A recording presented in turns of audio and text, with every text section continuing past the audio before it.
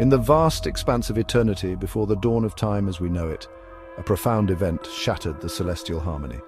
Lucifer, the light-bearer, once a shining example of divine glory, allowed pride to take root in his heart.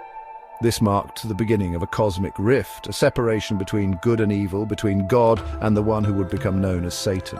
This primordial rebellion set in motion a chain of events that continues to shape the very fabric of existence. To understand why reconciliation between God and Satan seems impossible, we must first journey back to this pivotal moment, exploring the origins of this cosmic schism. The scriptures offer us glimpses into Lucifer's fall, a fall brought about not by force but by a choice rooted in pride. Isaiah chapter 14 verses 12 to 14 describes Lucifer's ambition, his desire to ascend above the stars of God, to make himself like the Most High.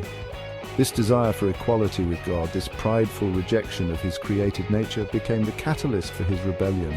Lucifer, once a being of radiant beauty and unimaginable potential, allowed pride to twist his nature, transforming him into the embodiment of evil, the adversary known as Satan. This act of rebellion against the very source of his being marked the birth of sin and set the stage for the eternal conflict between good and evil. To comprehend the impossibility of reconciliation between God and Satan, we must delve into the nature of Satan's transgression. His sin was not a momentary lapse of judgment, a fleeting act of disobedience. It was a deliberate and irrevocable rejection of God's sovereignty, a conscious choice to embrace pride and rebellion as his guiding principles.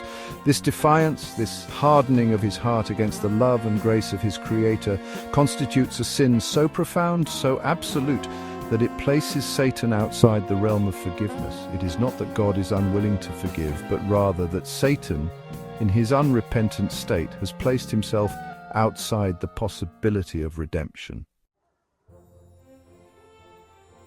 Some may question why God, in his infinite mercy, would not extend forgiveness even to Satan. To understand this, we must consider the nature of God's justice. Forgiveness, in the truest sense, requires repentance, a turning away from sin and a genuine desire for reconciliation.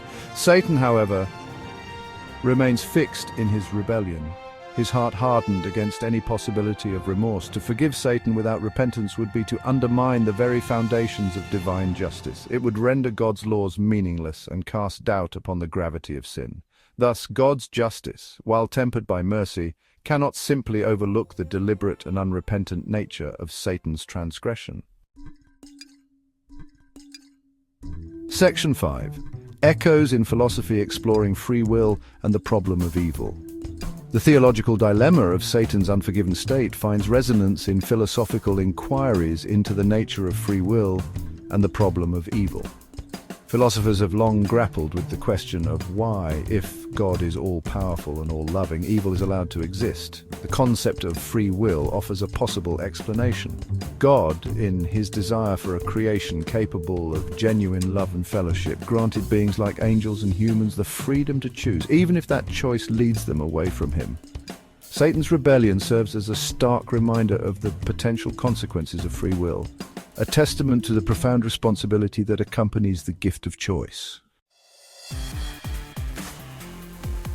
Section 6, Literary Reflections, Milton's Paradise Lost and the depiction of unrepentant evil.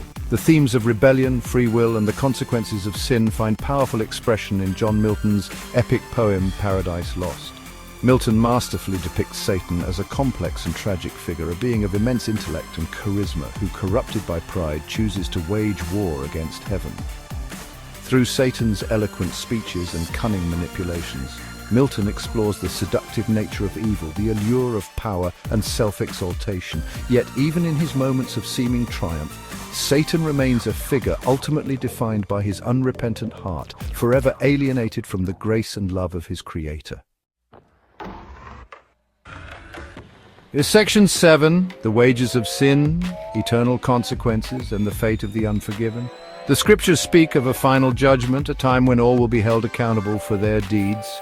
For those who have rejected God's offer of salvation, the consequence is eternal separation from his presence, a state of spiritual darkness and torment. This fate, while difficult to comprehend, serves as a sobering reminder of the gravity of sin and the eternal consequences of choosing rebellion over reconciliation. Satan, as the architect of sin and the embodiment of unrepentant evil, stands as a stark warning of the ultimate price of rejecting God's love and authority. Section 8.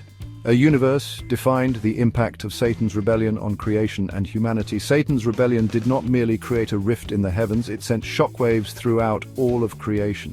The introduction of sin into the world, a direct result of Satan's fall, brought with it suffering, death, and a separation between humanity and God. Yet, even amidst the brokenness and pain, God's love for his creation remained unwavering. He set in motion a plan of redemption, a way to bridge the chasm created by sin and offer humanity the hope of reconciliation with him. Section 9. Conclusion. Grasping the immensity of God's love and justice.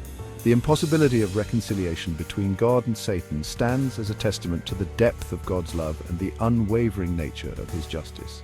God's love, while boundless, is not without limits, and that true forgiveness requires repentance, a turning away from sin that Satan, in his unyielding pride, refuses to embrace.